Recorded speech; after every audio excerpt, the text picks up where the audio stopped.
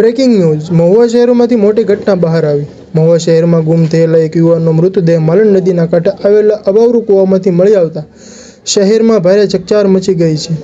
મૃતકની ઓળખાણ ઉવેશ સલીમભાઈ કાળવતર ઉંમર વર્ષ 16 વર્ષ તરીકે થઈ છે।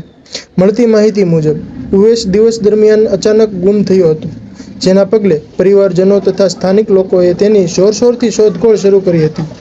શોધ દરમિયાન માલણ નદી નજીક આવેલા નૂર સોસાયટીના એક અવાવરૂ કૂવામાં શંકાસ્પદ સ્થિતિમાં લાશ હોવાનું બહાર આવ્યું। મહુવા નગરપાલિકાની ફાયર બ્રિગેડ ટીમ, સ્થાનિક તરવૈયાઓએ તેમજ વિસ્તારમાં રહેલા લોકોએ કામગીરી દ્વારા લાશને કૂવામાંથી બહાર કાઢવામાં આવી હતી। ઘટના સ્થળે તુરંત ભારે ભીડ ઉમટી પડી હતી અને વાતાવરણમાં તણાવ છવાઈ ગયો હતો। હાલ મહુવા પોલીસ મૃતદેહનો કબજો મેળવી આ મામલે વિસ્તૃત માહિતી તપાસ શરૂ કરી છે।